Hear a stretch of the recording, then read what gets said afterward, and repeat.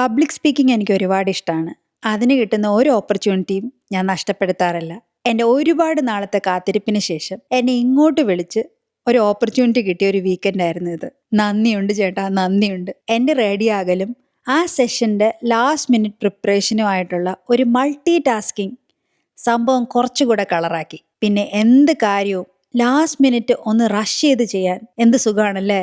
അപ്പോഴാണല്ലോ അതിൻ്റെ ഒരു ത്രില്ല്. പാറി പറന്ന് കിടന്ന മുടിയിൽ ഞാനൊരു താജ്മഹാൾ തന്നെ പണിതു. മുഖത്തെ മേക്കപ്പ് കൂടിപ്പോയോ ചേട്ടാ എന്ന് മെൽവിച്ചിനോട് ചോദിച്ചപ്പോൾ ഒട്ടുമില്ല, ഈ പ്രോഡക്ട്സ് വെച്ചിട്ടാണ് ഞാൻ ഇന്ന് ഈ താജ്മഹാൾ പണിതെടുത്തിട്ടുള്ളത്. നൈറ്റ് ഷിഫ്റ്റ് കഴിഞ്ഞ് വന്ന മെൽവിച്ചിനെ ഐസ് വെച്ച് സുഖിപ്പിച്ചാണ് ഞാൻ ഈ വീഡിയോ എടുപ്പിച്ചത്. ടൈമായി, ഞാൻ സെഷന് ജോയിൻ ചെയ്തു. അടിപൊളി കിടിലൻ സെഷനായിരുന്നു.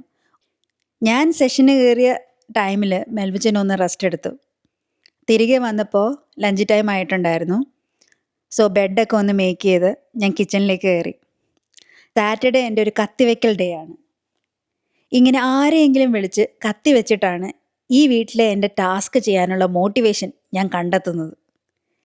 എക്സിസ്റ്റൻസിന് വേണ്ടി മാത്രം കുക്ക് ചെയ്യുന്ന ഒരാളാണ് ഞാൻ. പലപ്പോഴും ഫ്രിഡ്ജ് തുറക്കുമ്പോൾ ആയിരിക്കും ഇന്നത്തെ മെനു എന്താ എന്ന് ഞാൻ തിങ്ക് ചെയ്യുന്നത് തന്നെ. ഇന്നലെ മെൽവിച്ചൻ ബേക്ക് ചെയ്ത് വെച്ച ബീഫും ബ്രോക്കലിയുമായിട്ട് വേഗം ഒരു സ്റ്റെർ ഫ്രൈ തട്ടിക്കൂട്ടി ലഞ്ചിന്. അതും റൈസുമാണ് ഇന്നത്തെ ഇവിടുത്തെ സ്പെഷ്യൽ മെനു. എനിക്ക് ലഞ്ച് കഴിച്ചു കഴിഞ്ഞാൽ എന്തേലും സ്വീറ്റ് ഇല്ലാണ്ട് പറ്റില്ല. ഓരോരോ ശീലങ്ങളെ. ലഞ്ച് റെഡിയായി. മിലു ബേബീനെ അവൻ്റെ ഹൈ ചെയറിലിരുത്തി. ആൾക്ക് പ്ലെയിൻ റൈസും യോഗേർട്ടും ഭയങ്കര ഇഷ്ടമാണ്. എൻ്റെ കുക്കിങ്ങിലും ഭേദം അതാണ് എന്നവൻ ചിന്തിക്കുന്നുണ്ടോ എന്നെനിക്ക് അറിയില്ല. ബട്ട് മെൽവിച്ചിനൊരു എസ്കേപ്പും ഇല്ല. അങ്ങനെ അവനെ സെറ്റിൽ ചെയ്ത് ഞങ്ങൾ ലഞ്ച് കഴിക്കാനിരുന്നു. സോ ഇന്ന് അത്രയേ ഉള്ളൂ. ശേഷം അടുത്ത വ്ളോഗിൽ.